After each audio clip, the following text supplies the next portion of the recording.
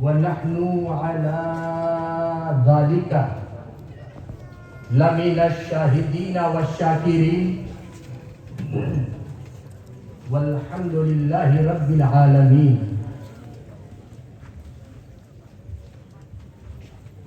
ادب گاہیست زیر آسماں از عرش نازک تر. ادب گاہیست زیر آسماں از عرش نازک تر. نفس گم کردہ می آید جنید و بایزید اینجا. نفس گم کردہ می آید جنید و بایزید اینجا. منا علینا ربنا اذ بعث محمدا ایدہ بأیدہ ایدنا بأحمدا ارسلہ مبشرا ارسلہ ممجدا. صلو علیہ دائما صلو علیہ سرمدا. ایک بار نبی اور آل نبی کی بارگاہ میں بآواز بلند ہدیہ درود کا نذرانہ پیش فرمائیں. اللہم صل علی سیدنا و مولانا محمد معدن الجود والکرم وآلہ وبارک وسلم صلاة وسلاما علیک یا رسول اللہ صلی اللہ تعالی علیہ وسلم. سب سے پہلے تو قابل مبارکباد ہے محدث اعظم کمیٹی، محدث اعظم جشن سید کمیٹی، جو پچھلے ایک عرصہ دراز سے حضور محدث اعظم ہند اور آپ کی پیرانی اماں سیدہ شمیمہ خاتون علیہ الرحمت والرضوان کی شان میں اس محفل شریف کا، اس مجلس شریف کا انعقاد کرتی چلی آ رہی ہے. اللہ رب العزت ہماری اس محدث اعظم کمیٹی کے ایک ایک فرد کو ان کی ابھی تک کی ان تمام دینی خدمات کا اجر عظیم عطا فرمائے، اور کمیٹی کے ایک ایک فرد کو اس کی آخری سانس تک اسی طرح دین متین کی خدمت بے لوث کا جذبہ عطا فرمائے، اور ان کے بعد ان کی نسلوں کو اسی کار خیر کو بڑی ذمہ داری سے آگے بڑھانے کی توفیق دے.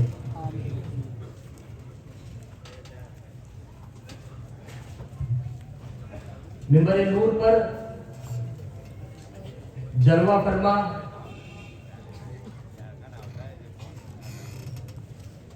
شہزادگان محدث اعظم ہند و شہزادگان مخدوم سمنا،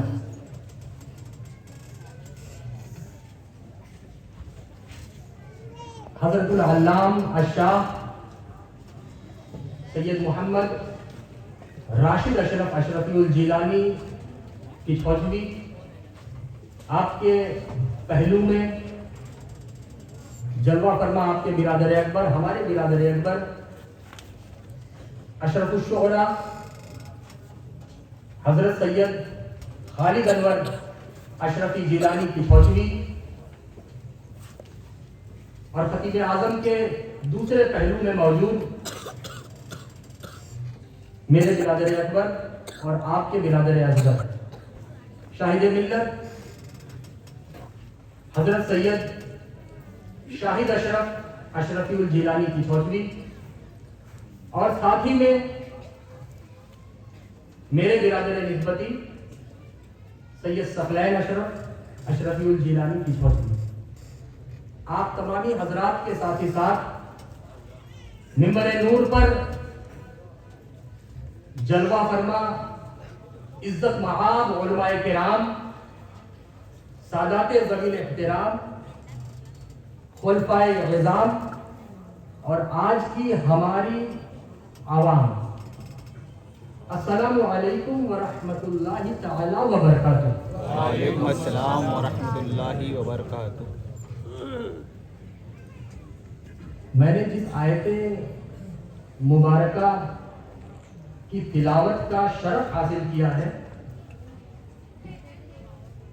جس آیت کریمہ کو سرنامہ بیان قرار دیا ہے، قرآن کریم کی بڑی مشہور و معروف آیت مبارکہ ہے۔ مجھ سے پہلے اس آیت کریمہ کی روشنی میں بے شمار خطبہ عظام سے، علماء ذوی احترام سے آپ نے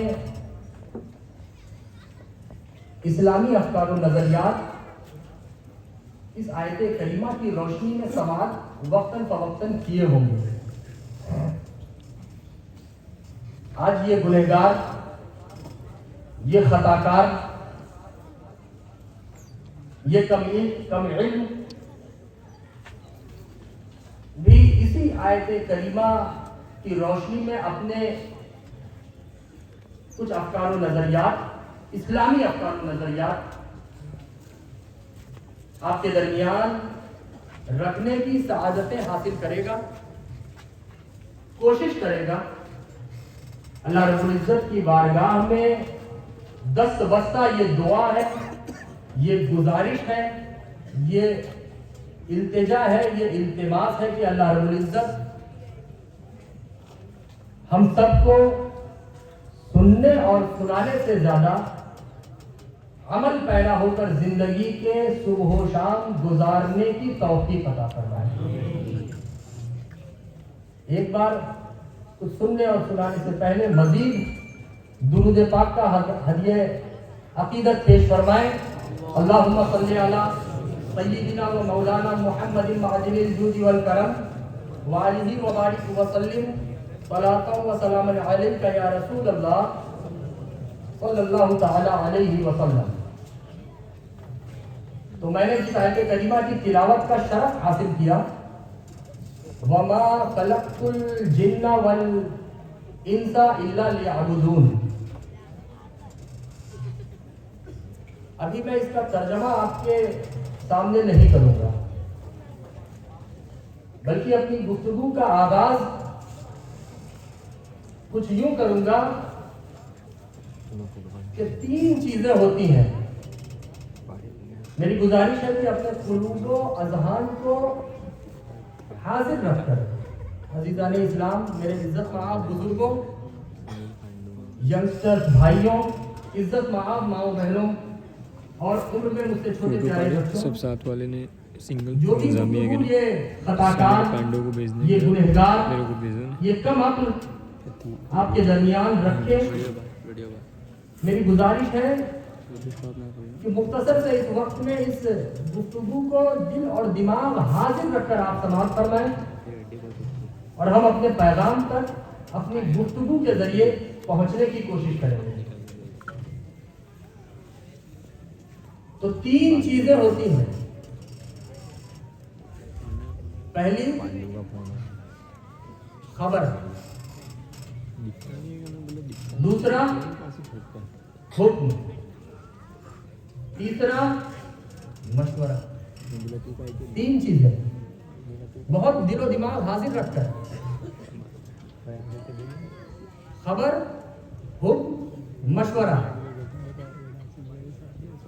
مثال کے طور پر میرے برادر اکبر شاہد ملت نے حکم دیا کہ سمیر اشرفی آج تمہیں 1 پلیٹ مچھلی کھانی ہے، تو یہ حضرت کی جانب سے حکم ہوا، समीर अशरफी पांडु मेवात वाले के लिए ये हुक्म हुआ, पीछे कहाँ छुपा है रे? दुनिया में देख रहे हैं तुमको। शाहिद मिल्लत ने क्या कहा? समीर अशरफी आज तुझे 2 प्लेट मछली खानी है। और बढ़ गई,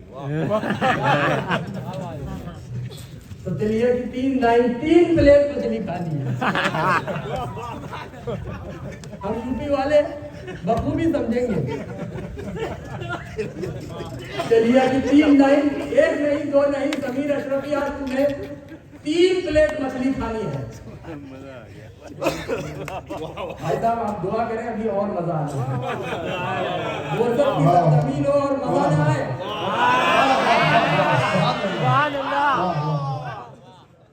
इंशाअल्लाह ये तो शुरुआत है, आगे आगे देखिए होता है। अगर आपकी दुआएं इस गुनहगार के साथ रहेंगी तो इंशाअल्लाह फैजान शेखुल इस्लाम जरूर बरसेगा।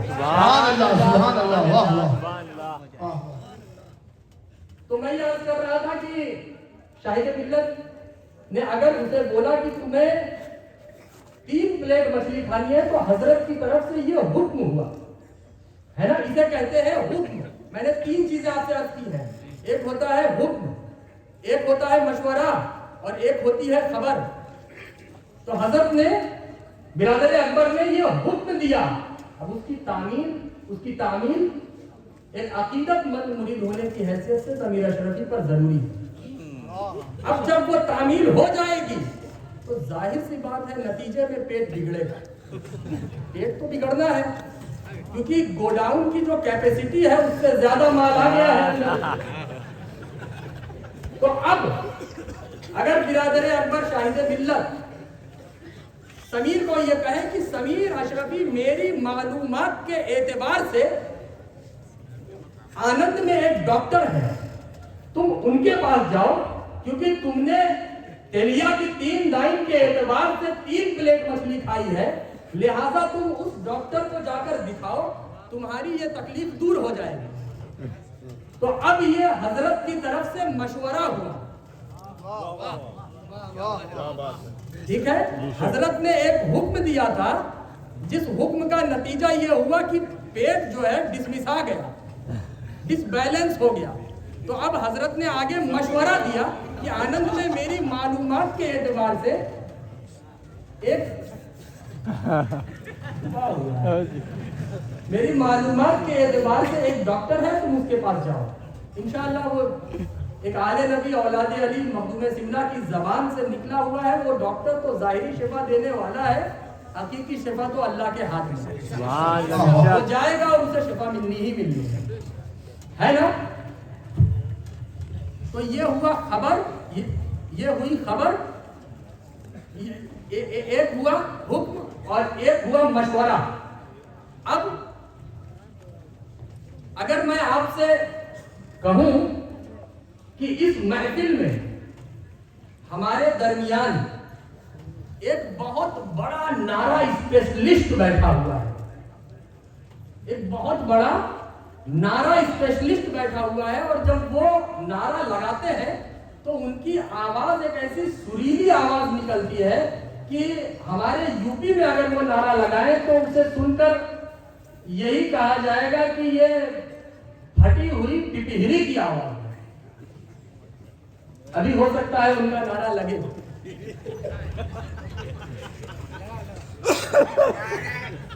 लीजिए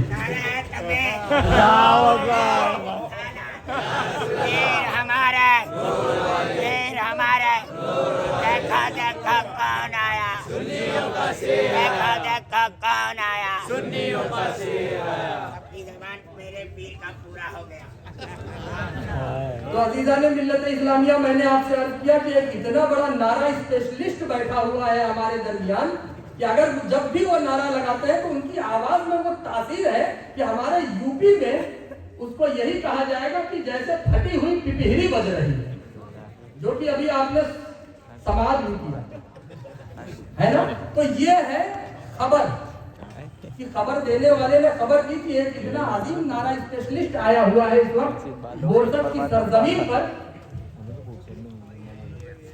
تو 3 چیزیں ہوئی عزیزان اسلام، خبر، حکم اور مشورہ، ہے نا؟ بات آپ کو مکمل سمجھ میں آ رہی ہے؟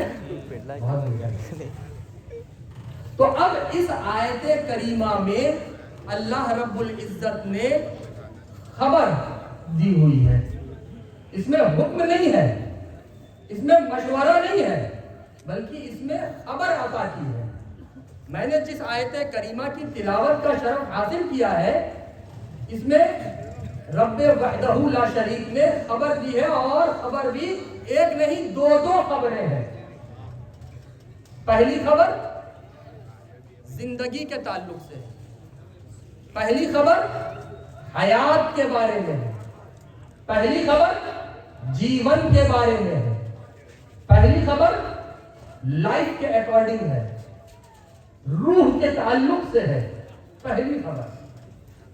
اور دوسری خبر مقصد سے متعلق ہے کہ اگر زندگی ہے تو اس کا مقصد کیا ہے، اگر جیون ہے تو اس کا کارن کیا ہے، اگر حیات ہے تو اس کی وجہ کیا ہے، اگر لائف ہے تو اس کا ریزن کیا ہے۔ ٹھیک ہے، یہ 2 خبریں ہیں اس آیت کریمہ میں، اور آج کی ہماری گفتگو کا ماحصل انہی 2 خبروں کے ارد گرد چکر لگائے گا۔ تو عزیزان ملت اسلامیہ، آئیے ہم پہلی خبر کو دیکھیں، غور کریں پہلی خبر پر، جو کہ زندگی کے تعلق سے۔ تو جو خبر زندگی کے تعلق سے ہے، یہاں بھی 2 باتیں نکل کر آتی ہیں۔ زندگی کے تعلق سے جو خبر ہے، اس میں سے 2 باتیں سامنے آتی ہیں۔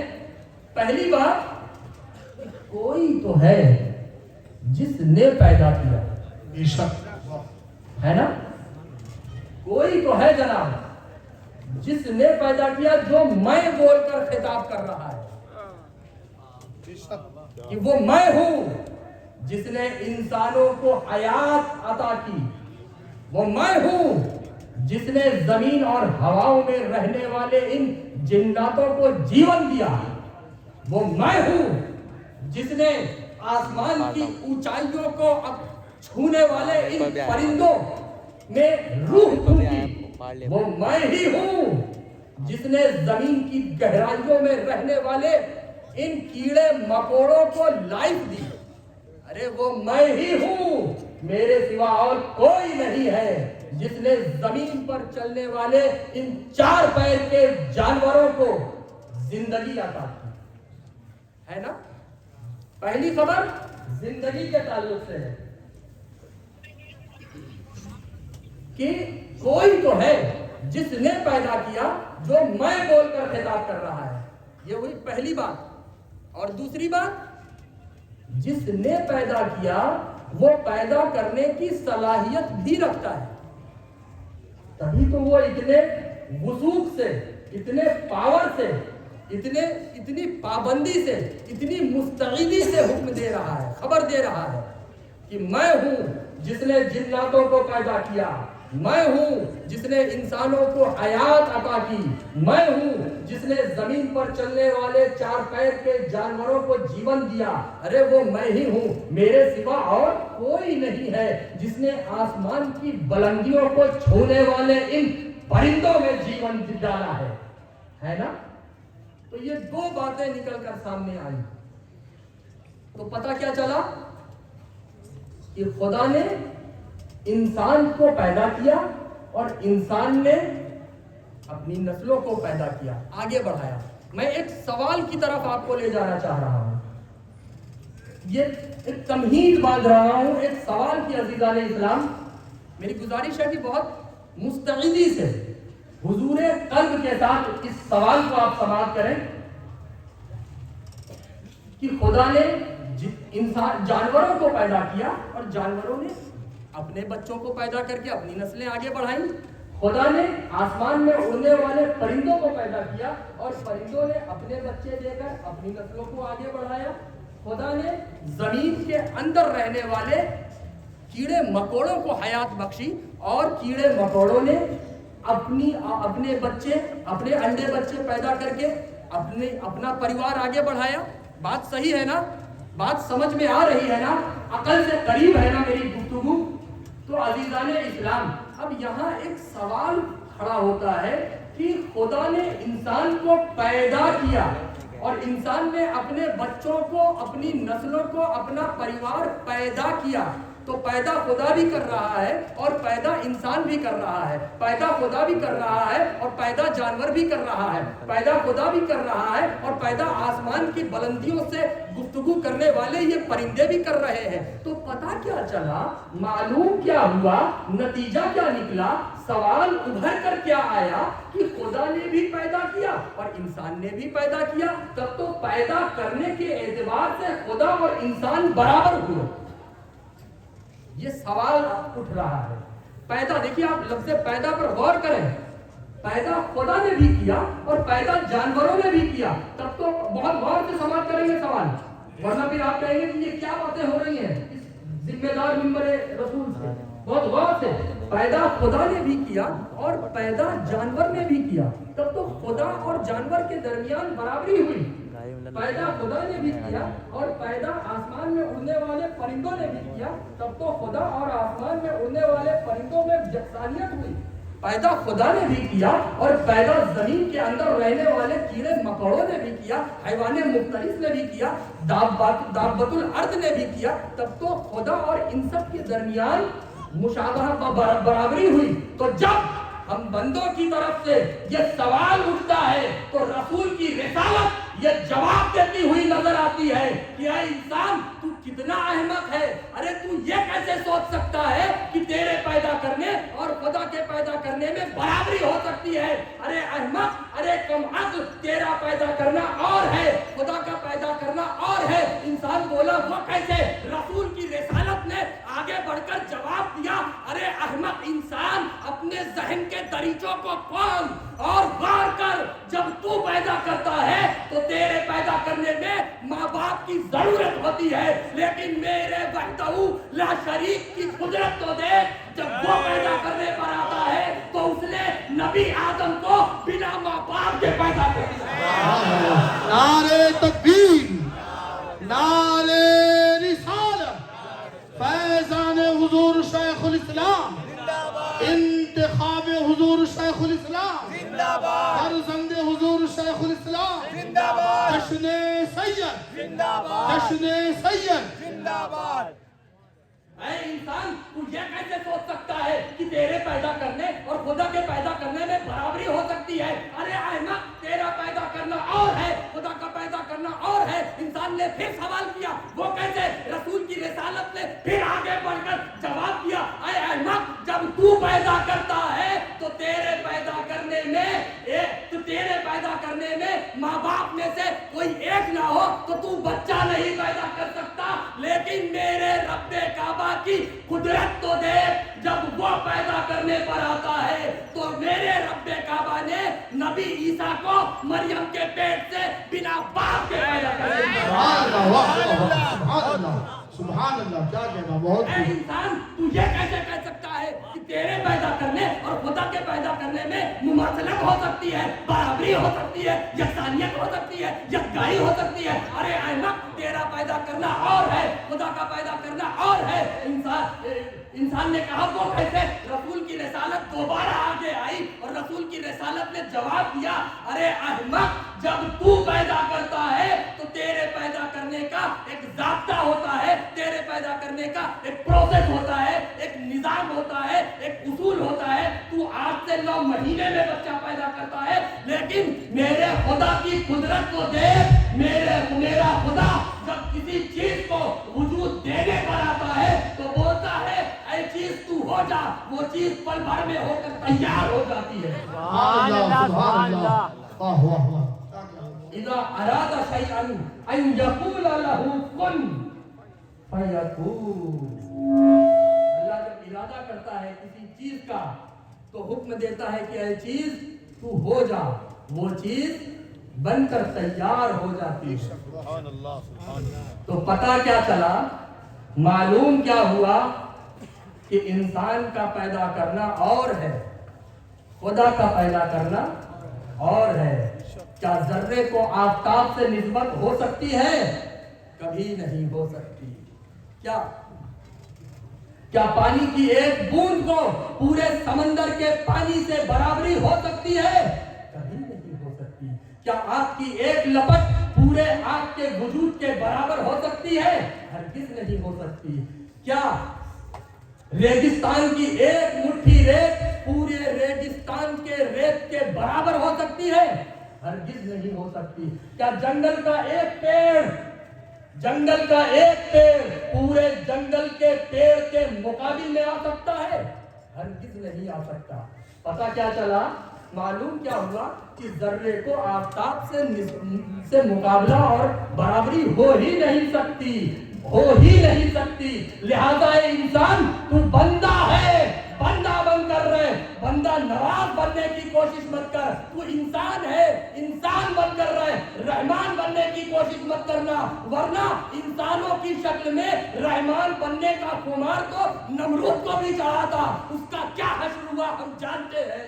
تو انسان ہے، انسان بن کر رہنا، رحمان بننے کی کوشش مت کرنا، ورنہ انسانوں کی شکل میں خدائی کا دعویٰ تو فرعون نے بھی کیا تھا، اس کا کیا انجام ہوا ہم بخوبی جانتے ہیں۔ انسانوں کی شکل میں دنیاوی خوبصورتی کو جنت کا نام تو شداد بھی دینے چلا تھا، اس کا اور اس کی جنت کا کیا حشر ہوا ہم بخوبی جانتے ہیں۔ تو پتہ کیا چلا؟ معلوم کیا ہوا کہ ذرے کو آفتاب سے کوئی مناسبت نہیں، کوئی مقابلہ نہیں، کوئی برابری نہیں۔ لہذا اے انسان، تو انسان ہے، انسان بن کر رہ، رحمان بننے کی کوشش مت کرنا۔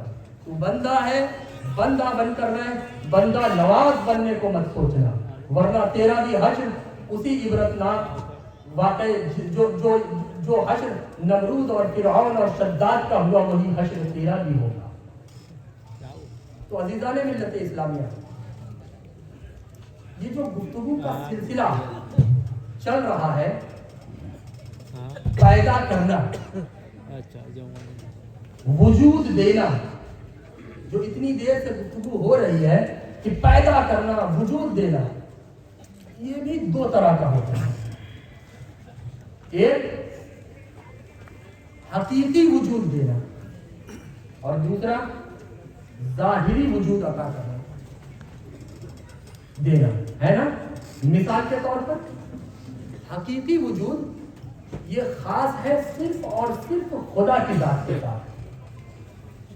حقیقت میں صرف خدا ہی کی یہ شان ہے، یہ قدرت ہے، یہ طاقت ہے کہ وہ کسی کو وجود دے سکتا ہے، بخش سکتا ہے، عطا کر سکتا ہے نا؟ اور ظاہری طور پر خدا وسیلہ بناتا ہے۔ اگر مثال کے طور پر کسی انسان کے گھر میں بچہ پیدا ہوا تو خدا نے اس پیدا ہونے والے بچے کے ماں باپ کو ظاہری ذریعہ بنایا اس بچے کو وجود دینے کا۔ بات صحیح ہے نا؟ اگر کسی جانور کے گھر میں بچہ پیدا ہوا تو حقیقت میں وجود تو خدا ہی نے عطا کیا، لیکن خدا نے اس جانور کے ماں باپ کو وسیلہ بنایا، ظاہری وسیلہ بنایا اس بچے کو وجود دینے کا، ہے نا؟ تو پتہ کیا چلا؟ معلوم کیا ہوا کہ حقیقی وجود یہ صرف اور صرف شان ہے خدا کی، خدا ہی حقیقی وجود دے سکتا ہے، اور ظاہری وجود یہ خدا دلواتا ہے۔ جانور کے گھر تو جانور سے، جنات کے گھر بچہ ہوا تو جنات سے دلوائے گا، چوپایوں کے گھر ہوا تو ان سے دلوائے گا، انسان کے گھر ہوا تو انسان سے دلوائے گا۔ ٹھیک؟ اب یہ تو مختصر سے وقت میں، چونکہ آگے ابھی ہمیں اور آپ کو ایک خطاب اور سماعت کرنا ہے، ہم نے مختصر سے وقت میں ابھی تک آیت کریمہ کا ایک پہلو سمجھا ہے۔ اپنی گفتگو کو میں ذرا سمیٹ رہا ہوں، ورنہ آیت کریمہ کے اسی حصے پر مزید ابھی گفتگو کی جا سکتی ہے، لیکن دامن وقت تنگ ہے اور آگے ایک خطاب اور اشرف الشعراء کی سریلی آواز دوبارہ ہمارے کانوں تک پہنچے، اس کے لیے مجھے اپنی گفتگو کو سمیٹ کر بڑی تیزی سے آگے بڑھنا ہوگا۔ تو یہ آیت کریمہ کا ایک پہلو ہوا کہ جو دو خبر تھی اس میں سے ایک خبر کہ زندگی کے تعلق سے. اب آیت کریمہ کا دوسرا پہلو مقصد کے تعلق سے کہ زندگی کا مقصد کیا ہے. اگر زندگی ہے تو اس کا مقصد کیا ہے, اگر جیون ہے تو اس کا کارن کیا ہے, اگر لائف ہے تو اس کا ریزن کیا ہے, اگر حیات ہے تو اس کی وجہ کیا ہے. تو میں اسی مقصد کے چکر میں اس سوال میں الجھا رہا کہ زندگی کا مقصد کیا ہے, میری زندگی کی وجہ کیا ہے, میری زندگی کا کارن کیا ہے, میری لائف کا ریزن کیا ہے. اور اسی سوال کا جواب ڈھونڈتے ڈھونڈتے میں اپنے گھر سے نکلتے سوچتے سوچتے بہت دور چلا گیا. اور بہت دور گزرنے پر میں نے دیکھا, میں سوچ رہا ہوں کہ زندگی کا مقصد کیا ہے. لیکن میں آپ کو ایک تمہید باندھ رہا ہوں, بہت غور سے سماعت کریں گے. زندگی کا مقصد, what is the reason of life, our life. میں اپنے گھر سے بہت دور نکل گیا اور میں نے دور جا کر دیکھا کہ ایک جانور چارہ کھا رہا ہے. تو اس چارہ کھاتے ہوئے جانور سے میں نے پوچھا کہ اے جانور, میں بہت پریشان ہوں, اپنی زندگی کا مقصد جاننا چاہتا ہوں, تو مجھے میری زندگی کا مقصد بتا دے. اس جانور نے کہا تو دیکھتا نہیں ہے میں اپنا کھانا کھا رہا ہوں, میں اپنے مقصد میں لگا ہوا ہوں, تو مجھے میرے مقصد سے ہٹا کر اپنا مقصد پوچھنے پر بیٹھا ہے. تجھے تیرا مقصد جاننا ہے, جا کر قرآن سے پوچھ. میں اور آگے بڑھا, کیا دیکھتا ہوں کہ ایک پیڑ کی ڈال پر ایک چڑیا اپنے چھوٹے سے بچے کو دانا کھلا رہی ہے. میں نے اس سے پوچھا کہ اے چڑیا, تو مجھے بتا زندگی کا مقصد کیا ہے. اس نے تعجب بھری نگاہوں سے میری طرف دیکھا, میری جانب نگاہ کیا, تعجب بھری نگاہوں سے دیکھا اور کہا کہ ارے تو اتنا کم عقل انسان ہے, تو دیکھتا نہیں میں اپنے چھوٹے سے ننھے سے بچے کو دانا کھلا رہی ہوں, میرا بچہ بھوکا ہے, تو مجھے میرے مقصد سے ہٹانا چاہ رہا ہے. اگر میں تیرے مقصد میں الجھ گئی تو میرا بچہ بھوکا رہ جائے گا اور بھوک کی شدت میرے بچے کو ہلاکت میں ڈال سکتی ہے. تو مجھے میرے مقصد سے ہٹا کر اپنے مقصد کے چکر میں لگا ہوا ہے. ارے احمد, تیرے کہنے سے میں تیرے مقصد میں تیرے چکر میں نہ آؤں گی, میں تو اپنے مقصد میں لگی رہوں گی. تجھے اپنا مقصد جاننا ہے, جا کر قرآن سے پوچھ. میں اور آگے بڑھتا ہوں, کیا دیکھتا ہوں کہ ایک آسمان کی بلندیوں سے بات کرتا ہوا پہاڑ میرے سامنے موجود ہے. میں نے دیکھا اس پہاڑ کے پیچھے سورج ڈوب رہا ہے. اس ڈوبتے ہوئے سورج سے میں نے پوچھا, اے سورج, اب تو تیری ذمہ داری ختم ہو گئی, پورے دن تجھے روشنی دینا تھا, تو دے چکا, اب تو تو ڈوب رہا ہے, جاتے جاتے ذرا یہ تو بتاتا جا کہ میری زندگی کا مقصد کیا ہے. سورج نے کہا, ارے کیا جواب مجھے سورج نے دیا کہ اے احمد, تو کتنا کم عقل انسان ہے, تو کتنا بے غیرت ہے, تجھے اتنا بھی شعور نہیں, تجھے اتنی بھی عقل نہیں. ارے احمد, میں تیرے لیے ڈوب رہا ہوں, کسی اور کے لیے تو میں نکلنے والا ہوں. ارے احمد, تو کیا سمجھتا ہے, میں اپنے مقصد میں لگا ہوا ہوں, مجھے میں تیری وجہ سے اپنے مقصد سے نہیں بھٹکوں گا. تجھے تیرا مقصد جاننا ہے, جا کر قرآن سے پوچھ. میں اور آگے بڑھا, کیا دیکھتا ہوں چاند نکل رہا ہے. اس نکلتے ہوئے چاند سے میں نے پوچھا, اے چاند, تو ابھی نکلا ہے, تجھے تو اپنی چاندنی بکھیرنے میں ابھی وقت ہے, ذرا تو مجھے میری زندگی کا مقصد بتاتا جا. اس نے کہا کہ اے انسان, میں تجھے تیرا مقصد بتانے کے چکر میں اپنے خدا کے ذریعے دی گئی ذمہ داری سے نہیں بھٹکوں گا. تجھے تیرا مقصد جاننا ہے, جا کر قرآن سے پوچھ. میں اور آگے بڑھا, کیا دیکھتا ہوں تھوڑی دیر جب چلتا رہا تو دیکھا میرے پہلو میں, میرے بغل میں وہی پہاڑ ہے جو آسمان کی اونچائیوں سے گفتگو کر رہا تھا. میں نے اس سے پوچھا, اے پہاڑ, تو تو آسمان کی اونچائیوں سے گفتگو کر رہا ہے, تو تو عظیم الجثہ ہے, تو تو اتنا بڑا ہے, تجھے معلوم ہوگا کہ میری زندگی کا مقصد کیا ہے. تو تو بتاتا جا کہ مجھے میرے خدا نے دیکھنے کے لیے یہ تو آنکھیں کیوں دی ہے, مجھے میرے رب نے سانس لینے کے لیے یہ ناک میں 2 سوراخ کیوں عطا کیے ہیں. اگر یہ تو کان میرے جسم میں ہے تو اس کی وجہ کیا ہے. کوئی تو وجہ ہوگی جو میرے رب نے یہ 2 پیر میرے جسم میں رکھے بنا کسی وجہ کے. ان 2 ہاتھ کو میرے رب نے میرے جسم میں نہیں رکھا.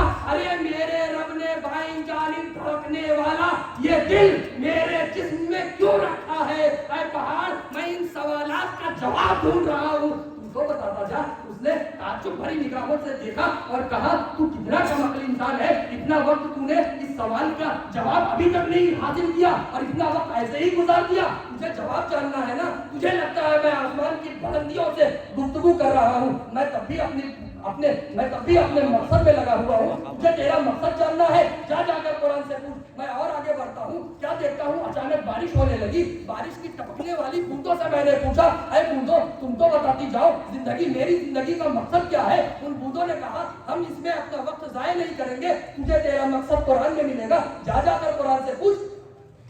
मैं और आगे बढ़ा, क्या देखता हूँ कि बारिश रुकी और बारिश रुकने के बाद हवा चलने लगी। उन चलने वाली हवाओं से मैंने पूछा, ऐ हवाओं तुम तो बताओ जिंदगी का मकसद क्या है? तुम तो बड़ी तेज रफ्तार से बह रही हो, बहते बहते जरा बताती तो जाओ मेरी जिंदगी का मकसद क्या है? मैं बहुत परेशान हूँ, मैं बहुत बेचैन हूँ, मैं हैरान और शक्कर हूँ, मैं हवा बागता हूँ, मुझे कुछ समझ नहीं आ रहा, मुझे कुछ शऊर नहीं है इस वक्त कि मेरे खुदा ने मुझे क्यों पैदा किया है। अरे तुम तो बताती जाओ। उन हवाओं ने कहा, तुझे क्या लगता है हम तुझे इसका जवाब देने के चक्कर में अपने मकसद से पीछे हट जाएंगे? नहीं नहीं, हम तुझे इसका जवाब देने वाले नहीं, इसका जवाब तो तुझे कुरान में ही मिलेगा, जा जाकर कुरान से पूछ। मैं और आगे बढ़ता हूँ, क्या देखता हूँ कि एक दरिया आता है, दरिया के किनारे एक मछली है जो बार बार अपना मुंह खोल रही है। मैंने उससे पूछा, ऐ मछली तू बार बार अपना मुंह खोल रही है, जरा एक बार अपना मुंह खोलकर ये तो बता, सांस लेने के लिए तू बार बार अपना मुंह खोल रही है,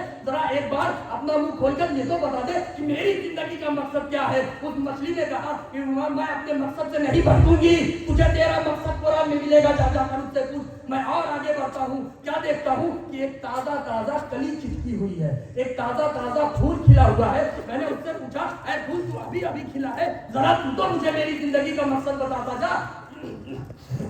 उस फूल ने कहा कि आए अहमद तुझे क्या लगता है तेरे एतबार से मैं अभी अभी खिला हुआ हूँ? अरे मुझे अपने अतराफो अकनाफ को मुअत्तर करना है, मुझे अपने अतराफो अकनाफ को सुगंधित करना है, उसमें खुशबू फैलानी है। मुझे जो जिम्मेदारी मेरे पैदा करने वाले ने दी है, मैं अपने मकसद पे रहूंगा, मैं तेरे जवाब देने के चक्कर में नहीं आऊंगा, तुझे तेरा जवाब कुरान से मिलेगा। मैं परेशान हो गया, परेशान होकर मैं भागा उल्टे पैर अपने घर गया, दस्तक दी दरवाजे को, दरवाजा खुला, मैंने अपना कुरान उठाया, अभी खोला न था कि बंद कुरान के सामने अभी तक की रुदात मैंने रख दी। क्या है कुरान? मैंने उस जानवर से पूछा जिंदगी का मकसद, तेरी तरफ भेजा। उस डाल पर बैठे परिंदे से पूछा, तेरी तरफ भेजा। उगते सूरज से पूछा, तेरी तरफ भेजा। उगते चांद से पूछा, तेरी तरफ भेजा। आसमान से छूते हुए उस पहाड़ से पूछा, तेरी तरफ भेजा। मैंने समंदर में निकली हुई मछली से पूछा, तेरी तरफ भेजा। मैंने चलती हवाओं से पूछा, तेरी तरफ इशारा किया। मैंने होती बारिश की बूंदों से पूछा, तेरी तरफ भेजा। मैंने चिटकी हुई कली से पूछा, उसने तेरी तरफ भेजा। अरे कुरान, मैं परेशान हूँ, मैं हैरान और शक्कर हूँ कि मेरे मौला ने मुझे ये हयात दी है तो क्यों दी है, मेरे अंदर रूह रखी है तो क्यों रखी है, मेरे अंदर जीवन डाला है तो क्यों डाला है, उसकी क्या वजह है। ऐ कुरान, तू ही मेरी रहनुमाई फरमा, मेरी बेचैनी का चैन अब तेरे ही पन्नों में मुझे मिलेगा। कुरान ने कहा, ऐ अहमद, ऐ कम अक्ल, अरे इन तमाम चीजों से पूछकर अपना वक्त क्यों बर्बाद किया? मेरा सीना खोल कर देख लिया होता, मेरे सीने में ये 7 लफ्जों में तुझे लिखा हुआ मिल जाता कि इन तमाम चीजों को तेरे खुदा ने तेरे लिए पैदा किया है और तुझे सिर्फ और सिर्फ अपनी इबादत के लिए पैदा किया। सुभान अल्लाह, सुभान अल्लाह। नारे तकबीर, नारे रिसालत, फैज़ान हुजूर शेखुल इस्लाम, इंतिखाब हुजूर शेखुल इस्लाम, जश्न सैयद, जश्न सैयद, सादाते किछोछा, सादाते किछोछा। तो अज़ीज़ाने मिल्लत इस्लामिया, जिंदगी का मकसद देखिए, हमने मुख्तलिफ मिसालों से समझने की कोशिश की है जिंदगी का मकसद। और इसी मकसद को जब अबू बकर ने समझा तो अफजलुल बशर हो गए। इसी मकसद को जब उमर ने समझा तो सदाकत की तलवार हो गए। इसी मकसद को जब उस्मान गनी ने समझा तो जुन्नूरैन हो गए।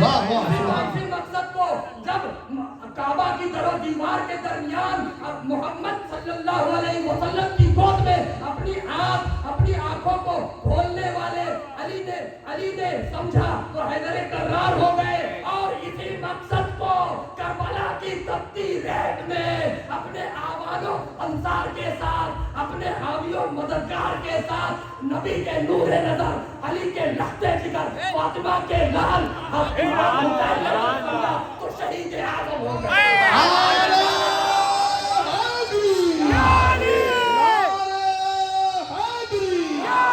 جشن شہید اعظم فیضان مخدوم سمدانی، فیضان شیخ الاسلام، جشن سید، واہ واہ سبحان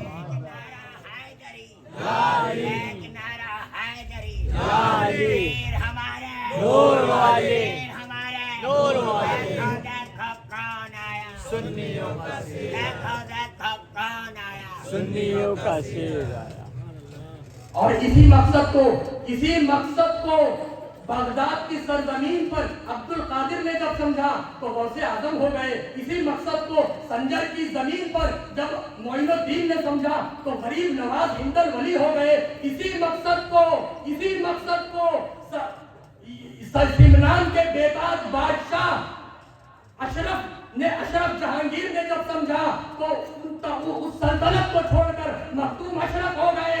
اور اسی مقصد کو چوچا کی سرزمین پر 14 سال کی ننھی سی عمر کے ایک بچے سید محمد نے جب سمجھا تو 14 سال کی عمر میں محدث اعظم ہند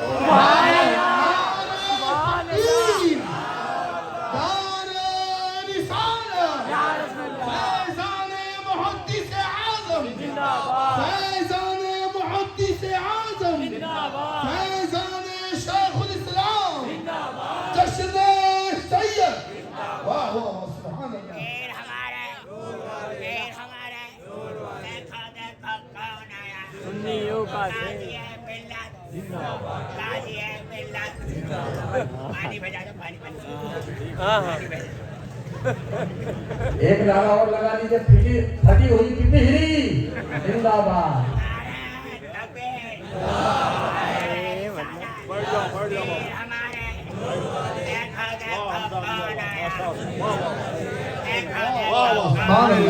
سبحان اللہ سبحان اللہ۔ آپ لوگ موڈ میں ہیں نا؟ سننا چاہ رہے ہیں؟ سچ بتائیے، جو لوگ ہاتھ اٹھائیے ایک بار، جو لوگ نہیں سننا چاہتے۔ میں شاہد ملت کی بارگاہ میں عرض کرنا چاہوں گا، میرے بڑے بھائی ہیں، میں ان سے نہیں کہوں گا تو اور کس سے کہوں گا؟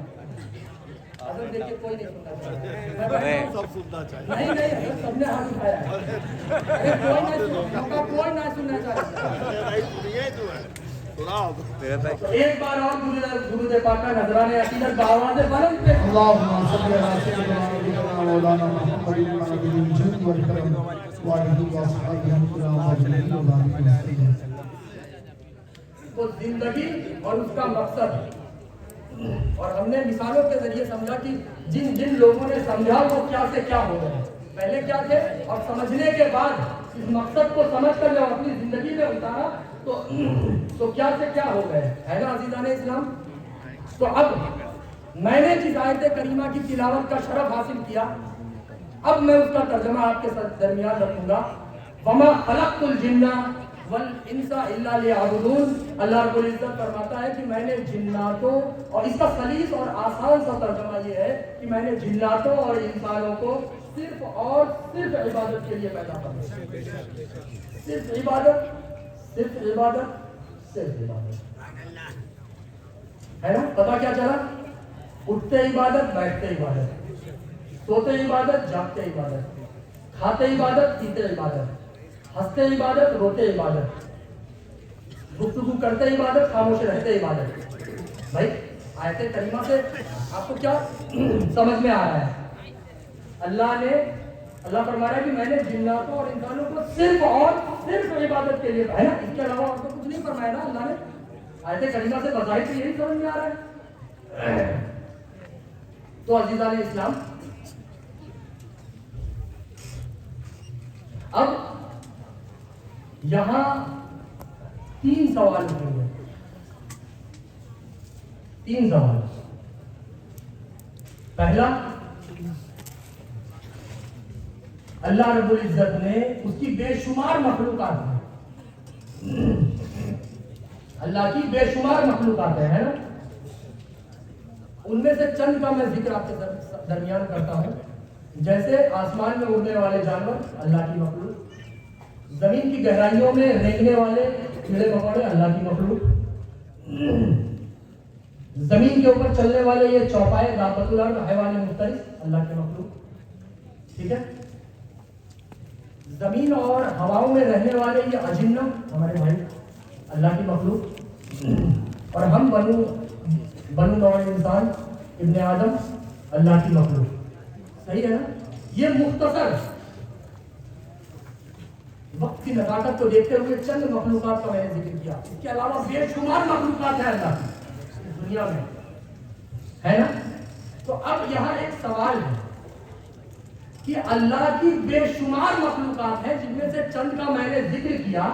تو اتنی ساری مخلوقات میں سے اللہ رب العزت نے اس آیت کریمہ میں صرف جنات اور انسان کا ہی ذکر کیوں کیا؟ دیکھیے علمی بات ہے، گفتگو آپ میری گزارش ہے آپ سمجھنے کی کوشش کریں. مطلب آپ اپنے کم علم کی روشنی میں، اپنے حقیر اور ادنا معلومات کی روشنی میں اپنی ناقص کوشش سے آپ کو سمجھانے کی کوشش کروں گا. میری گزارش ہے کہ قلوب و اذہان کو دل و دماغ حاضر رکھ کر کہ اللہ کی بہت ساری مخلوق ہے نا. چند کا میں نے ذکر کیا. تو ان بہت ساری مخلوقات میں سے اللہ نے جنات اور انسان کا ہی ذکر کیوں کیا؟ اللہ تو اس پر بھی قدرت رکھتا ہے کہ وہ جنات اور انسان کے اس آیت کریمہ میں ذکر کی جگہ جانور اور پرندوں کا بھی ذکر کر سکتا تھا. اللہ اس پر قدرت رکھتا ہے کہ نہیں رکھتا؟ رکھتا ہے. بے شک ہر شے ممکنہ پر قادر ہے وہ، ہے نا عزیزان اسلام میرے بھائیوں. تو اللہ یہ بھی کہہ سکتا تھا کہ میں نے جانوروں اور پرندوں کو صرف اور صرف عبادت کے لیے پیدا کیا. میں نے یہ پھاڑ کھانے والے درندوں اور زمین کے اندر رینگنے والے ان کیڑے مکوڑوں کو صرف اور صرف عبادت کے لیے. خدا اس پر قدرت رکھتا ہے. وہ کہہ سکتا تھا، اس آیت کریمہ میں ذکر کر سکتا تھا، ہے نا. لیکن خدا نے نہیں کیا. خدا کیا فرما رہا ہے کہ میں نے جناتوں اور انسانوں کو صرف اور صرف عبادت کے لیے پیدا کیا. تو اس کی وجہ کیا ہے؟ تو اس کی وجہ ہے شعور. کیا ہے؟ شعور، بیداری، احساس، حس. تب شعور کی وجہ سے اللہ نے اس آیت کریمہ میں جنات اور انسان کا ذکر کیا ہے. ارے جناب شعور تو ایک جانور بھی رکھتا ہے. میں مثال دیتا ہوں آپ کو. شعور کی وجہ سے ذکر ہوا ہے نا اس آیت کریمہ میں کہ انسان اور جنات شعور رکھتے ہیں. ان کے اندر عقل ہے، عقل، شعور ہے، سمجھ ہے. تو سمجھ تو ایک 4 پیر کا جانور بھی رکھتا ہے. میں مثال آپ کے سامنے پیش کرتا ہوں. ایک کنویں کے کنارے آپ بکری کے بچے کو رکھیے اور بہت ہلکے ہاتھ سے اس کو دھکا دیجیے. بہت پوری طاقت سے نہیں. بہت غور کریں علمی. دیکھیے میں ایک سوال کی طرف آپ کو لے جا رہا ہوں. اس کو ہلکے ہاتھ سے دھکیلیے، وہ بچہ اپنے آپ کو روکے گا کہ نہیں روکے گا؟ یہی تو شعور ہے، یہی تو جانکاری ہے. تو جناب اللہ نے تو شعور کی وجہ سے جنات اور انسان کا ذکر اس آیت کریمہ میں کیا ہے. اور شعور تو اس بکری کے بچے میں بھی ہے. تب اس کا ذکر تو ہونا چاہیے تھا. اللہ نے شعور کی وجہ سے جنات اور انسان کا ذکر کیا ہے نا. شعور تو آسمان میں اڑنے والے پرندے میں بھی ہے. میں مثال دیتا ہوں. مثال سے سمجھیے. ایک پرندہ جس نے ابھی انڈا دیا ہے اور اس کی موجودگی میں اس کی نگاہوں کے سامنے آپ اس کا انڈا اٹھانے کی کوشش کریں. آپ دیکھیں وہ آپ کو چونچ مارے گا، آپ کو پنجہ مارے گا، آپ کو روکنے کی کوشش کرے گا. بات صحیح کر رہا ہوں کہ غلط؟ ورنہ میری اصلاح کر دیجیے. میں آپ کا بھائی ہوں، آپ کو میری اصلاح کرنے کا حق ہے عزیزان اسلام، ہے نا. آپ بتا سکتے ہیں، آپ کو پورا حق ہے. وہ بچہ وہ جو اس کی ماں ہے، پرندے کے جو بچہ ہے اس کی ماں وہ روکے گی کہ میرا انڈا مت لے، اس کے اندر سے میرا پریوار بڑھے گا، ہے نا. یہی تو شعور ہے، یہی تو علم ہے. یہی تو جانکاری ہے. اور اللہ نے تو شعور کی وجہ سے رکھا ہے نا. تو شعور تو ایک زمین کے اندر دیکھنے والے کیڑے مکوڑے میں بھی ہوتا ہے. کیسے میں مثال دیتا ہوں, بنا مثال کے ہم بات نہیں کریں گے. آپ ایک اپنے گھر میں آپ کے گھر کی ہم مثال دیں, اپنے گھر کے آنگن میں ایک بالٹی میں پانی بھریے اور اس پانی میں ایک چیٹی کو رکھ دیجیے.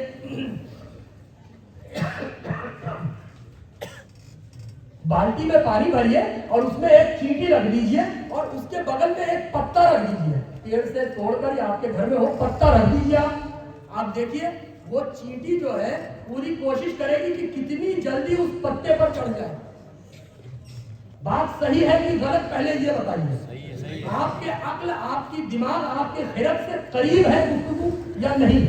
آپ کو سمجھ میں آ رہی ہے نا بات کہ اللہ کیا فرما رہا ہے, کہ مطلب نچوڑ کیا نکل رہا ہے کہ اس آیت کریمہ میں اللہ نے شعور کی وجہ سے, عقل کی وجہ سے, جانکاری کی وجہ سے جنات اور انسان کو رکھا ہے. اور اللہ کی جنات اور انسان سے ہٹ کر جو دوسری مخلوق ہے ان کے اندر شعور نہیں ہے. تو شعور تو ان سب میں ہے. ہم نے مثال کے ذریعے سمجھا کہ چیٹی میں بھی شعور ہے, بکری کے بچے میں بھی شعور ہے, اور جانور پرندے میں بھی شعور ہے نا. تو پھر یہ بات سمجھ میں نہیں آ رہی ہے. تب تو خدا کو جنات اور انسان کی جگہ دوسرا بھی مخلوق کا ذکر کرنا چاہیے تھا. تو جب یہ سوال اٹھتا ہے تو رسول کی رسالت دوبارہ آگے بڑھ کر جواب دینے کے لیے آتی ہے کہ اے احمق انسان, یقیناً میرے وحدہ لا شریک نے شعور کی وجہ سے ان جنات اور انسان کا ذکر اس آیت کریمہ میں کیا ہے. انسان پوچھتا ہے شعور تو جانور میں بھی ہے. رسول کی رسالت بولتی ہے ارے احمق, جانوروں کا شعور اور ہے اور انسانوں کا شعور اور ہے. تو پھر رسول کی رسالت, انسان کہتا ہے وہ کون سا شعور ہے؟ رسول کی رسالت کہتی ہے وہ شعور ہے حلال اور حرام میں تمیز کا. سبحان اللہ. انسان کو حلال اور حرام میں فرق پیدا کرنا آتا ہے اور جانوروں کو حلال اور حرام میں فرق نہیں آتا. پھر انسان کہتا ہے, پھر سوال اٹھتا ہے کہ بھائی شعور تو پرندے میں بھی ہے. تو رسول کی رسالت پھر جواب دیتی ہے کہ اے احمق, انسان کا شعور اور ہے اور پرندے کا شعور اور ہے. انسان پوچھتا ہے وہ کون سا شعور ہے؟ رسول کی رسالت جواب دیتی ہے ارے احمق, وہ شعور حلال اور حرام میں تمیز کا شعور ہے. انسان کو حلال اور حرام آتا ہے, جائز اور ناجائز میں فرق پیدا کرنا انسان کو آتا ہے, جناتوں کو آتا ہے. ان کے مقابل یہ آسمان میں اڑنے والے پرندوں کو نہیں آتا. ان کے مقابل یہ زمین میں رینگنے والے زمین پہ چلنے والے جانوروں کو نہیں آتا. زمین کے اندر رینگنے والے کیڑے مکوڑوں کو نہیں آتا. تو پتہ کیا چلا کہ شعور کی وجہ سے ہے نا. اور شعور بھی کیسا, شعور تو ان میں بھی ہے لیکن کون سا شعور؟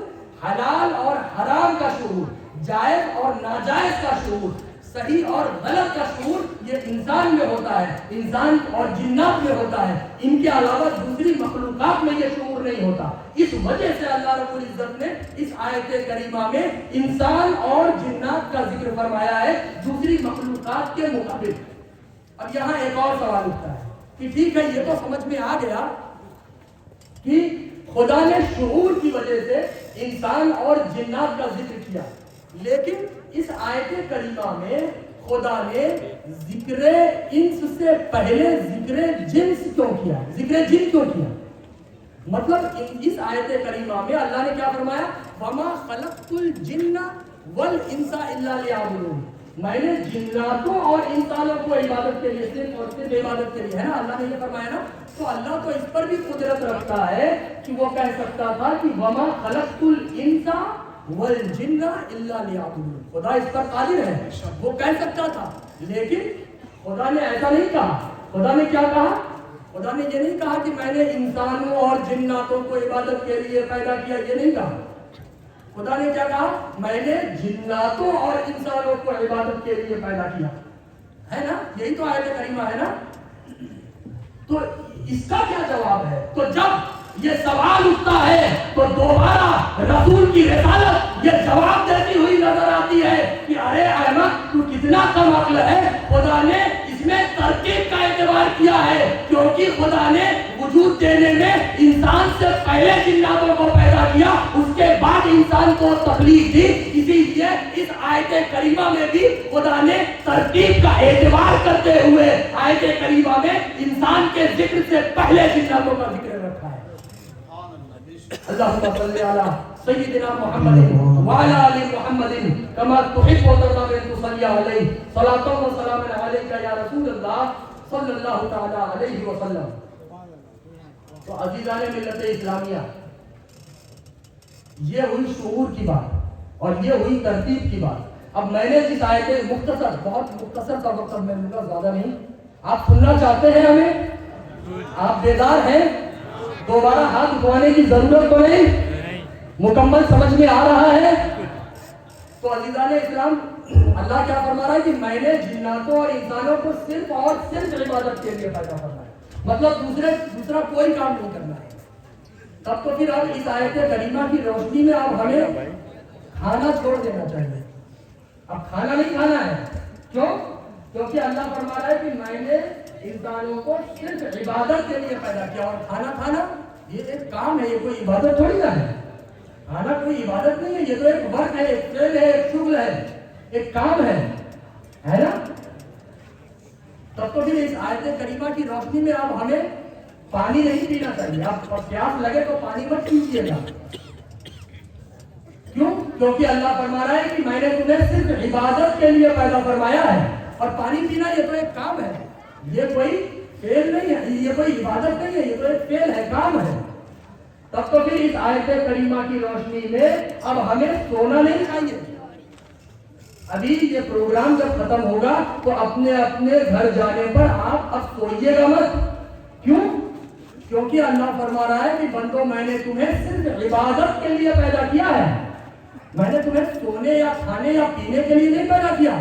اور سونا یہ عبادت تھوڑی نہ ہے، سونا یہ تو ایک کام ہے، ایک ورک ہے، ایک فعل ہے، ایک شغل ہے، سونا ہے نا عزیزان اسلام. تو اب پتہ کیا چلا، یہاں ایک بات ذہن میں آ رہی ہے کہ خدا کہہ رہا ہے کھانا مت کھاؤ، پانی مت پیو، سو مت، ہنسی مذاق مت کرو. کیوں؟ کیونکہ یہ سب ایک کام ہے، اور خدا نے ہمیں کام کے لیے نہیں پیدا کیا، خدا نے ہمیں عبادت سے. میں ایک سوال کی طرف آپ کو لے جا رہا ہوں، سوال میں تمہید باندھ رہا ہوں اور اپنی گفتگو کو اختتام کے نتیجے پر پہنچاؤں گا، ہے نا. تو اب یہاں ایک بات ذہن میں آتی ہے کہ اے مولا اب تو ہی بتا، ایک طرف تو نے ہمیں پیدا کیا اور یہ بھوک تو نے دی، مولا بھوک خدا نے دی ہے نا، کہ ہم پیدا ہوئے اور اپنے آپ ہمارے جسم میں بھوک پیدا ہو گئی. کیا یہ بھوک کسی نے ڈالی ہے، اور اس ڈالنے والی ذات کا نام خدا ہے. خدا نے پیدا کی ہے ہمارے جسم میں، ہمارے اندر بھوک. اے مولا تو ہی بتا، اگر ہم پانی نہیں پیئیں گے تو پیاس کی شدت ہمیں ہلاک کر سکتی ہے نا. اے مولا تو ہی ہماری رہنمائی فرما، اگر ہم سوئیں گے نہیں تو ایک وقت آئے گا کہ جب ہمارے ذہن کا نظام بگڑ جائے گا نہ سونے کی وجہ سے، ہے نا. اور یہ نیند تو نے دی ہے مولا، اگر تو نہ دیتا تو ہمیں نیند ہی نہ آتی. صحیح ہے نا، نیند خدا نے دی ہے. اب یہاں دیکھیے، اگر آپ مثال کے طور پر ہمارے عیدو بھائی ہیں، عیدو اشرفی صاحب، ان کے گھر پر ایک مہمان انہوں نے بلایا، ایک مہمان آیا. عیدو بھائی کہاں ہے؟ عیدو ماشاء اللہ جہاں بھی ہے ہمارے دل میں، ماشاء اللہ، اللہ ان کو سلامت رکھے. تو عیدو بھائی، عیدو اشرفی صاحب کے گھر پر ایک مہمان آیا، اور عیدو بھائی نے اس کو ایک سے ایک مرغن غذائیں کھلائی، ایک سے ایک مشروبات کھلائے، اور ایک سے ایک اچھی جگہ اس کو گھمانے لے گئے. کہ بھائی اس نے کہا مجھے وہاں جانا ہے، وہاں لے گئے. واوڑی محلہ جانا ہے، واوڑی محلہ لے گئے. راجا محلہ جانا ہے، راجا لے گئے. رانی سے بھی ملاقات ہو گئی. بھوبا جانا ہے، بھوبا پہنچ گئے. سید ٹیکرا، ٹیکرے پہ چڑھ گئے. ہر جگہ لے گئے، جہاں جہاں جانا تھا ہر جگہ اس کو لے گئے. ٹھیک ہے، لیکن عیدو بھائی نے کہا کہ دنیا کی تمام نعمتیں تیرے لیے کھلی ہیں میری جانب سے، جو میں دے سکتا ہوں سب میں تجھے دوں گا، صرف ایک کام میں تجھے سونے نہیں دوں گا, سونے نہیں دوں گا میں تجھے. اب آپ بتائیے, اس کو ہمارے عیدو بھائی مرغن غذائیں اچھی سے اچھی کھانے کی چیزیں بھی دے رہے ہیں, مشروبات ایک سے ایک انواع و اقسام کی مشروبات, ایک سے ایک سافٹ ڈرنکس دے رہے ہیں پینے کے لیے, اس کو اچھی اچھی جگہوں پر گھمانے لے جا رہے ہیں. لیکن ایک فطری چیز جو اس کو خدا کی طرف سے ملی ہے, اس میں وہ آڑے آ رہے ہیں, بیچ میں آ رہے ہیں, اس میں وہ مانے ہو رہے ہیں, رکاوٹ کا سبب بن رہے ہیں. کیا وہ عیدو بھائی سے خوش رہے گا؟ بتائیے. نہیں نا. وہ وقت ڈھونڈے گا کہ مجھے کب موقع ملے اور میں عیدو بھائی کا گھر چھوڑ کے بھگوں. حالانکہ اس کو عیدو بھائی نے ایک سے ایک کھانا, ایک سے ایک سافٹ ڈرنک, پانی پینے کی چیزیں, ایک سے ایک جگہ گھمایا, ایک سے ایک کپڑے دیے, ایک سے ایک سہولت دے دی. لیکن ایک فطری چیز جو خدا نے اس کے جسم میں ڈالی ہے, اس کو وہ پہنچنے سے روک رہے ہیں. تو وہ رہنا پسند کرے گا؟ ان تمام تر نعمتوں کے درمیان بھی وہ خوش نہیں رہے گا, ہے نا. تو پتہ کیا چلا کہ یہ نیند خدا نے ہمیں دی ہے. اب یہاں ایک سوال اٹھتا ہے, گزارش کی شکل میں ہم بندوں کی طرف سے خدا کی بارگاہ میں ایک سوال دست بستہ آگے بڑھتا ہے کہ اے مولا, تو ہی ہماری رہنمائی فرما. ایک طرف یہ بھوک تو نے ہمیں دی ہے, اور دوسری طرف اب مولا تو ہی بتا, اگر ہم کھانا نہیں کھائیں گے تو ہم زندہ کیسے رہیں گے؟ اور اگر کہیں ہم نے کھانا کھا لیا مولا, تو جتنی دیر ہم کھانے میں گزاریں گے اتنا وقت عبادت سے ہٹ کر گزرے گا. بات سمجھ میں آ رہی ہے نا؟ کیونکہ کھانا کھانا یہ کوئی عبادت تھوڑی نہ ہے, یہ تو ایک کام ہے بھائی. کھانے میں کون سی عبادت ہے؟ اے مولا, ہمیں نہیں اس کا جواب مل پا رہا, ہم سمجھ نہیں پا رہے, ہماری عقل قاصر ہے. مولا تو ہی رہنمائی فرما. یہ پیاس تو نے ہمیں دی ہے, پانی پینے کی چھمتا اور پانی پینے کی خواہش ہمارے جسم میں تو نے پیدا فرمائی ہے. مولا اب تو ہی بتا, اگر ہم پانی نہیں پیئیں گے تو ہم زندہ نہیں رہیں گے, اور اگر ہم پانی پیئیں گے تو ایک گلاس پانی پینے میں جتنا وقت لگے گا, جتنا وقت صرف ہوگا مولا, اتنا وقت ہم نے عبادت سے ہٹ کر گزارا. بات سمجھ میں آ رہی ہے؟ سوال سمجھ رہے ہیں آپ؟ اے مولا تو ہی ہماری رہنمائی فرما کہ یہ نیند تو نے ہمیں دی ہے, اگر ہم سوئیں گے نہیں تو ہمارے دماغ کا اور ہماری باڈی کا نظام, ایک دن نہیں سوئے, 2 دن 3 دن نہیں سوئے, وہ بگڑ جائے گا, ہمارا ذہنی توازن خراب ہونے لگے گا, ہے نا. تو اے مولا تو ہی بتا, اگر ہم سوئیں گے نہیں تو ہمارا دماغ خراب ہو سکتا ہے, مطلب اگر ہم سوئیں گے نہیں تو بھی مسئلہ, اور اگر ہم سو گئے تو 6 گھنٹہ 8 گھنٹہ 10 گھنٹہ جتنی دیر ہم نے سونے میں نکالا مولا, وہ 8 گھنٹہ 10 گھنٹہ ہم نے عبادت سے ہٹ کر گزارا. تو مولا اب ہمیں سمجھ میں نہیں آ رہا ہے ہم کریں تو کیا کریں. ہمارے تو آگے کنواں اور پیچھے کھائی ہے. اگر سوئے تو بھی مسئلہ, نہیں سوئے تو بھی مسئلہ, کھایا تو بھی مسئلہ, نہیں کھایا تو بھی مسئلہ, پانی پیا تو بھی مسئلہ, نہیں پیا تو بھی مسئلہ, تجارت کیا تو بھی مسئلہ, نہیں کیا تو بھی مسئلہ, اپنوں سے محبت کیا تو بھی مسئلہ, نہیں کیا تو بھی مسئلہ, ہے نا. تو مولا ہمیں سمجھ میں نہیں آ رہا ہے کہ اب ہم کریں تو کیا کریں. تو جب ہم بندوں کی طرف سے یہ سوال اٹھتا ہے تو خدا کی مشیت یہ جواب دیتی ہے کہ اے میرے بندے, میں مانتا ہوں میں نے تجھے بھوک دی, میں نے تجھے پیاس دی, میں نے تجھے نیند دی, اپنوں کی محبت میں نے تیرے اندر ڈالی, تجارت کی اہمیت و افادیت میں نے تیرے اندر پیدا کی. اے میرے بندے, تجھے میرے ذریعے دی گئی بھوک یاد رہی, میرے ذریعے دی گئی پیاس یاد رہی, میرے ذریعے دی گئی نیند یاد رہی, میرے ذریعے دیے گئے اپنوں کی محبت یاد رہی, تو وہی میرے ذریعے دیے گئے محبوب نبی کو کیسے بھلا دیا. اے بندے, اگر میں نے تجھے بھوک دی ہے تو کھانے میں عبادت ڈھونڈتا ہے. ارے او بندے, کھانا کھانا میں مانتا ہوں یہ کام ہے, لیکن کھانا میرے محمد کی طرح کھا. یہ کھانا کھانا نہیں بلکہ عبادت ہو جائے. سبحان اللہ, سبحان اللہ, واہ واہ واہ, سبحان اللہ. تو پانی میں عبادت کی بات کہتا ہے. ہاں بندے, پانی پینا ایک کام ہے, لیکن اسی پانی کو تو میرے محمد کی طرح پی. یہ پینا تیرا یہ پینا نہیں بلکہ عبادت ہو جائے گا. تو تجارت میں عبادت ڈھونڈتا ہے. بندے, اگر تم نے دنیا کو دکھانے کے لیے تجارت کی تو واقعی میں تیری تجارت صرف تجارت ہی تک رہے گی، لیکن وہی تجارت اگر تم نے نبی محمد کے دکھائے ہوئے راستے پر کی تو یقین جان بندہ تیرا تجارت میں اٹھایا ہوا ایک ایک قدم وہ تجارت نہیں بلکہ عبادت ہو جائے گا۔ سبحان اللہ بے شک۔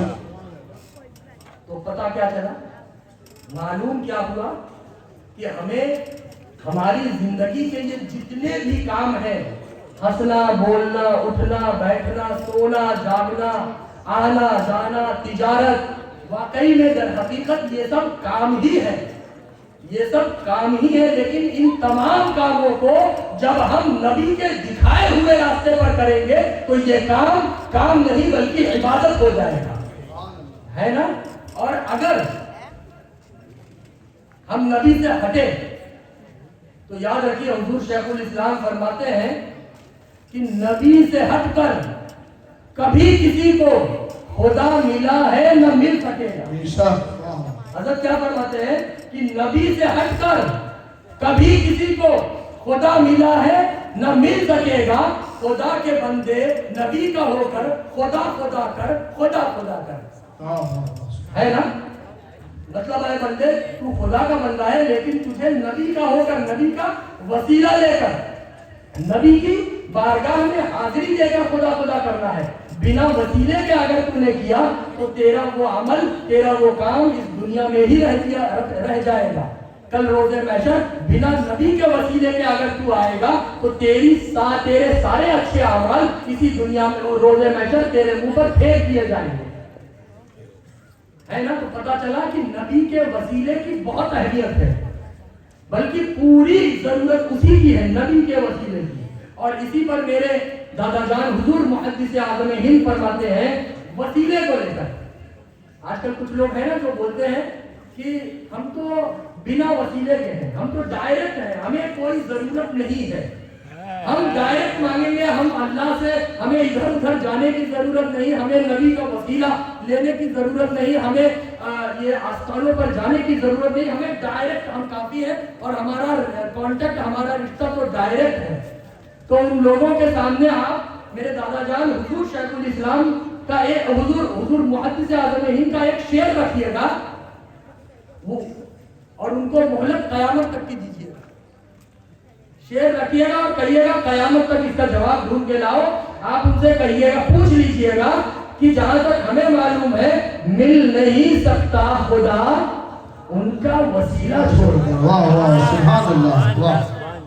اس حضور محدث اعظم ہند کے اس شعر کو اپنے دل کی تختی پر نقش کر لیجیے، مل نہیں سکتا خدا ان کا وسیلہ چھوڑ کر، غیر ممکن ہے کہ جائیں چھت پہ زینہ چھوڑ کر، غیر ممکن ہے کہ جائیں چھت پہ سیڑھی زینہ چھوڑ کر۔ کیا آپ اپنے چھت پر کسی بھی چیز کا سہارا لیے گرا جا سکتے ہیں؟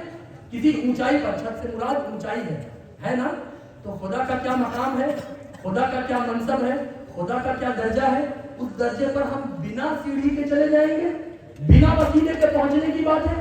یہ سمجھ جائیے گا، ایسی کوئی بات اگر کرتا ہے تو سمجھ جائیے گا کہ یقیناً اس کا پیجامہ چھوٹا اور کرتا لمبا ہے، جان لیجیے گا کہ یہ کہیں نہ کہیں اس کا ناڑا ڈھیلا ہو چکا ہے اور اس لیے پیجامہ اوپر چڑھا چکا ہے، اس کا چھوٹا پیجامہ ہے اور اس کا کرتا آپ کو لمبا دکھے گا اور جہاں اس کو آپ کو داغ دکھے گا، پہچان لیجیے گا۔ اور ایسوں کے سامنے آپ حضور محدث اعظم ہند کا یہی شعر رکھ دیجیے گا اور اس کو قیامت تک کا ٹائم بھی دے دیجیے گا، آپ دیکھیے۔ تو عزیزان اسلام، لیکن اس دنیا میں کچھ لوگ ایسے ہیں جو کہتے ہیں ہم بنا وسیلہ ہم تو ڈائریکٹ ہے، یہ ہے وہ ہے نا؟ تو یاد رکھیے حضور شیخ الاسلام فرماتے ہیں کہ جس میں پاس شریعت نہ خوف، بس آخر کے 5 منٹ، جس میں پاس شریعت نہ خوف خدا، وہ رہا کیا رہا وہ گیا کیا گیا۔ جس میں خدا کا خوف نہ ہو، جس میں شریعت کا پاس و لحاظ نہ ہو، وہی تو اس طرح کی گفتگو کرے گا کہ ہمیں تو وسیلے کی کوئی ضرورت نہیں ہے، ہم تو ڈائریکٹ والے ہیں، ہمیں تو ادھر ادھر سے مانگنے کی ضرورت نہیں ہے، ہمارا تو کام ایسے ہی چل جاتا ہے، اس کا ایمان کمزور ہے۔ اس طرح کی گفتگو ایسے ہی لوگ کرتے نظر آئیں گے۔ تو حضرت فرماتے ہیں جس میں پاس شریعت نہ خوف خدا، وہ رہا کیا رہا وہ گیا کیا گیا۔ ایک تصویر تھی جو مٹا دی گئی، یہ غلط ہے مسلمان مارا گیا۔ سبحان اللہ ایک سبحان تصویر تھی اللہ جو مٹا دی گئی، یہ غلط ہے مسلمان مارا گیا۔ یقین جانیے گا ایسے لوگ زندہ رہ کر بھی مردہ ہے، ان کا رہنا بھی کسی مصرف کا نہیں اور ان کا جانا بھی کسی مصرف کا نہیں ہے نا۔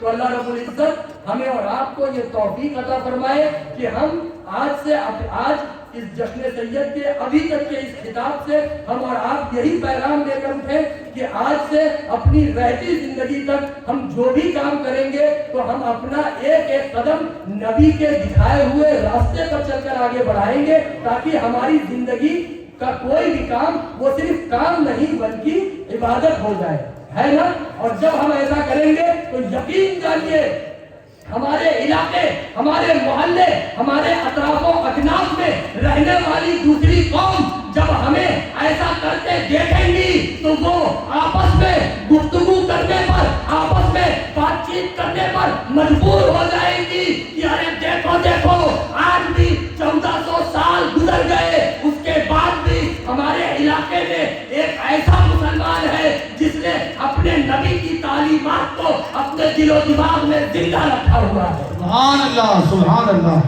واہ واہ واہ، اللہ سبحان رب اللہ۔ العزت ہمیں اور آپ کو قدم قدم پر اپنے نبی کی تعلیمات کو زندہ رکھ کر اپنی زندگی گزارنے کی توفیق عطا فرمائے، تاکہ ہمارا ایک ایک کام وہ کام نہیں بلکہ عبادت میں بدل جائے۔ وآخر دعوانا الحمدللہ رب العالمین، السلام علیکم ورحمۃ اللہ تعالی وبرکاتہ۔